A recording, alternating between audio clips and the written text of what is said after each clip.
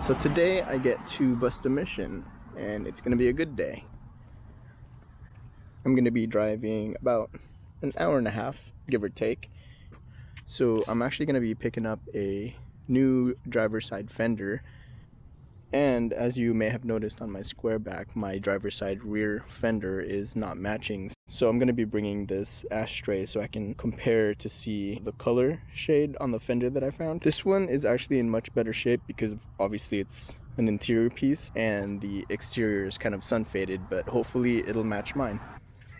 So hoping that the fender that I found actually is Seasand. Previous owner or current owner says that it actually is Seasand, but who knows. I think the pearl white kind of looks similar depending how it's been sun faded. Also there's a Savannah beige which looks kind of similar as well. So really crossing my fingers that I can actually find the proper color to match this. Later.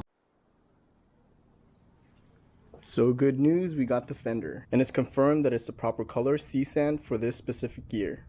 So I really didn't want to take one of these fenders out to bring it all the way out to where I was picking this one up so I could compare the colors. So I did end up bringing the ashtray, and I know it's not going to be exactly identical because this doesn't really have that much sun fade because it is inside. So you could see how this color here is a little bit lighter than this. So I kept that in my mind when I was comparing it to this one, but I did realize that I could also compare it to here because usually this is covered by the rear reflector. And I got really lucky because this was stored inside a warehouse for like 10 or 15 years.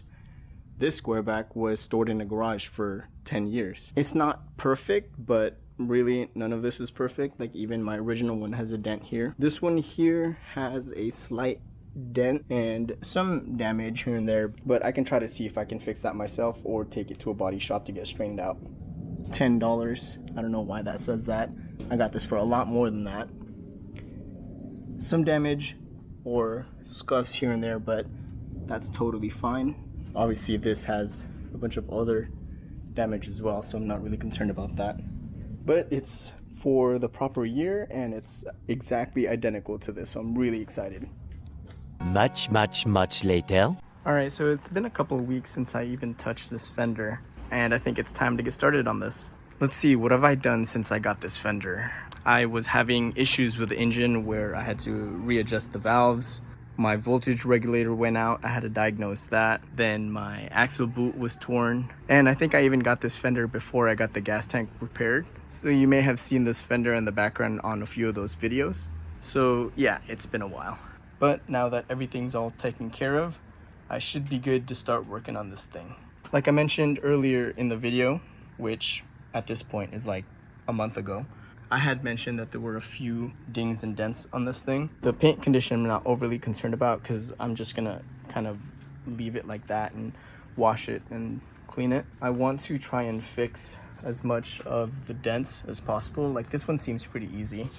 Over here is gonna be kind of tricky. First thing I gotta do is remove this chrome trim. That way I can start on this. So what I'm gonna do is I'm gonna put that towel down here, use the heat gun to heat around the surface here so that when I'm hammering from the back, the paint doesn't chip off. I'm gonna be using a mallet too, so it doesn't leave any crazy marks that's gonna be visible from the front. So that's gonna be the first thing I'm gonna work on. Once this gets straightened out, I'll see if I can work on this thing.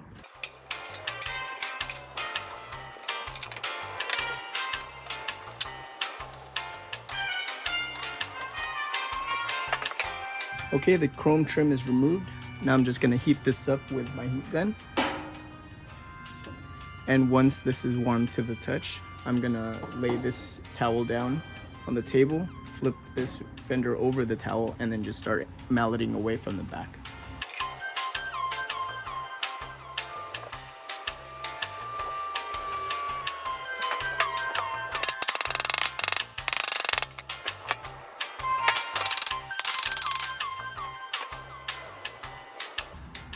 That looks like it could be okay. It's not perfect, but oh well. Now let's see what we can do about this one here.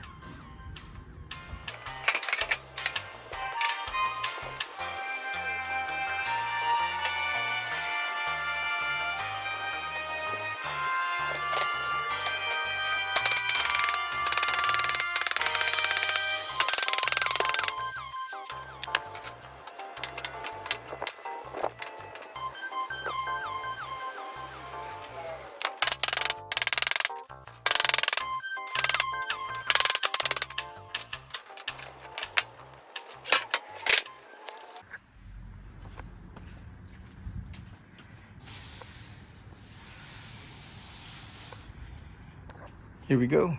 It's definitely not perfect, but it's way better than it was before. There's a crease right here, so that's gonna be a little bit harder to smooth out compared to just pushing all this out, but it's very minimal. I'm not too worried about this one. This here, it looks like I got the majority of the dents kind of flattened out.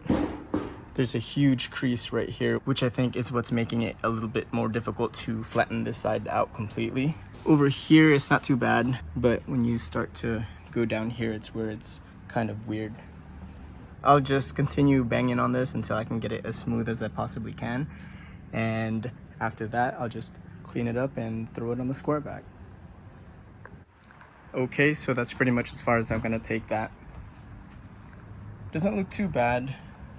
This one smoothed out, although the area where it creased does have a bit of surface rust. This side over here, however, I could not get it perfect, but I got most of it taken out. It's just really bad right here along the edges. This area here has all been pulled out. This, you can see the crease if you follow it here all the way down. That's folded, and because it has this curvature here, it kind of makes it a little bit hard to pull up. I'm not too concerned about that. I'm never gonna repaint this car anyway, so a little bit of dings here and there is not gonna be too bad. I'm gonna grab a bucket and clean this whole thing up before I install it.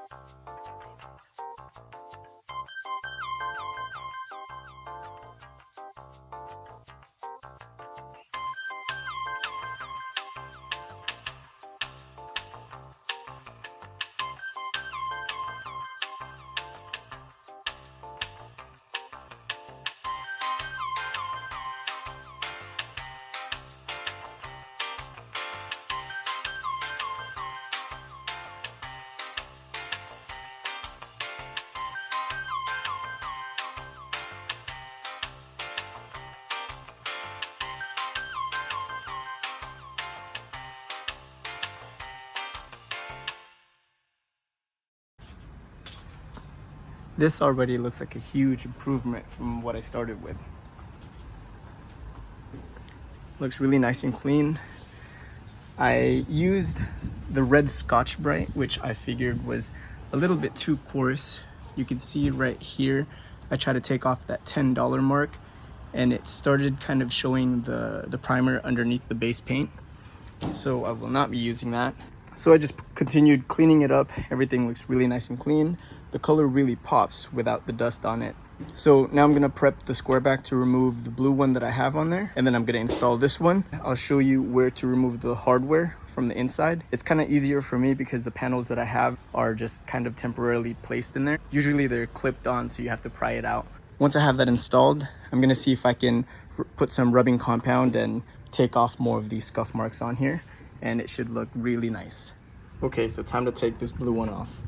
In mine, it's a little bit easier because, like I said, it is just temporarily held on by a couple clips. I think for this panel here, there's really only one clip. Over there, I think I put like 2 or 3. The tool I use to take off these clips is this pry tool. There you go. So now that I have that open, I'm gonna pull that apart, and you'll see back here in these holes, 1, 2, 3, 4, and then I think another 4 over there, but in total on top, there should be 8 10mm bolts holding it together. There's supposed to be one right here that's a screw, I think either a Phillips or flathead, but I don't think it came with. Oh, this one still has it. It's a bit rusted out. So maybe when they put this blue one on here, they just didn't put that one back in. Here there's a 10 mil. Down there there's 2. Sorry, I think there's only 1 here and 2 down there. And before I take that off, I'm gonna need to loosen this chrome trim here so it's out of the way, and then take these and transfer it over to the one that I have. So I'm gonna get started on removing all of this.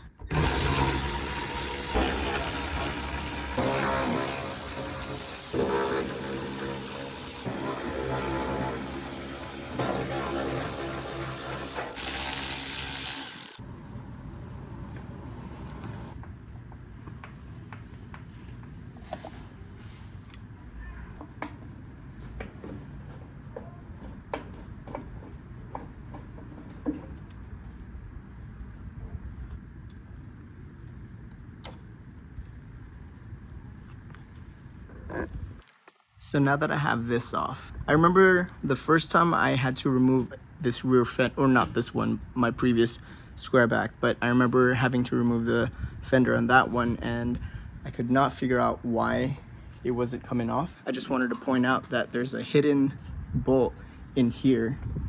You'll see right there where my shadow is touching. There, you can actually see it better. There's supposed to be a bolt right there in the middle of the screen. Make sure you reach in here and take that off.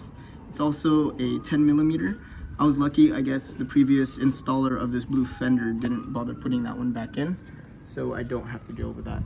I just have to remove this one and those two and loosen the trim, and we should be able to pull this right off.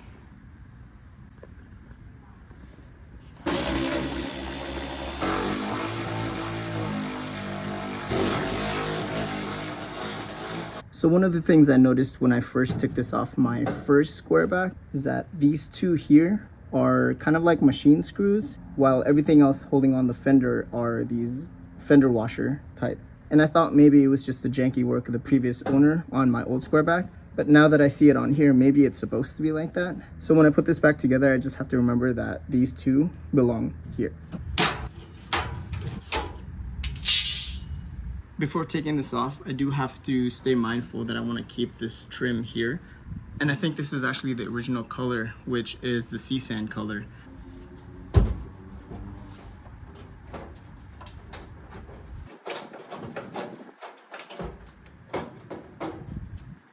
I think there might actually be one more holding it together. So I'm going to take a look at the other fender to see if I can find another hole to cross-reference into this one. All right, taking a look at the fender I'm putting in. This hole here is for that bolt. This one here is that hidden one where we were looking at through this hole. This is where I missed. So that looks like it's down there. I'm gonna go underneath, unbolt that real quick, and we should be golden. So this should be completely free to remove from the Squareback.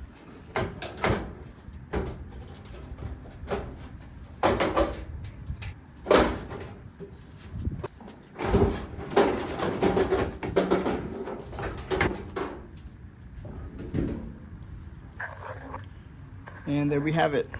Fender's removed. This is actually my first time seeing the condition underneath this fender.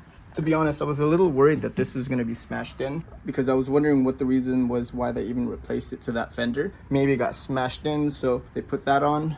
But this looks like it's in pretty good shape. Maybe it just got banged up or something. To be honest, it's actually in pretty good shape. No real concerns anywhere. No rust, really just a little bit of surface rust around the areas where they put like that seam sealer stuff. The rest of it's just real dirty, but there's no body damage or anything. This right here, it's actually pretty common for the rubber seal around this to fail. A lot of them will actually go bad, fall apart, and land in there. So I wouldn't be surprised if I see something like this down at the bottom, or sometimes they could have just fallen off the side. Everything else is just dirty. I plan on replacing this entire harness in the future anyways, so I already know that fender is going to need to come off again anyways. So I'm not really going to bother with cleaning everything up. I'm just going to slap that on here and call it a day. Here's the two fenders side by side. They're both in pretty good shape. Honestly, this one was in really good condition. It's just unfortunate it wasn't the right color, but this one has got to go on here. Okay, we got this fender all prepped and ready to go. I took off everything I wanted off of that and put it on here. Stuff like these clips here for the chrome trim that I'm gonna put back on. These bottom ones here too. And even some of these things right here to hold it in place. So this is all good to go now. I'm gonna throw it in there.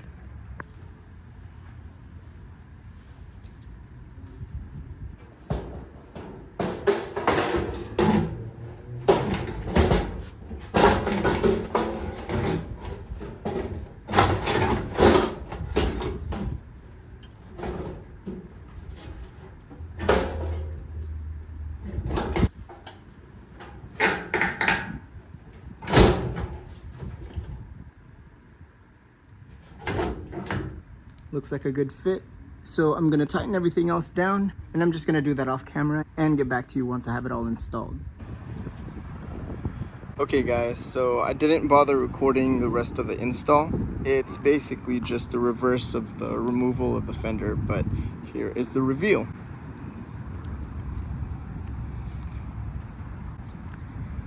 This thing looks great. I'm not sure if you can capture it on the video, but it's a little bit, maybe a shade darker, or maybe not. Down here is pretty much the same as the one on the door. Only thing is there's just a bit more patina on the door than there is on the fender.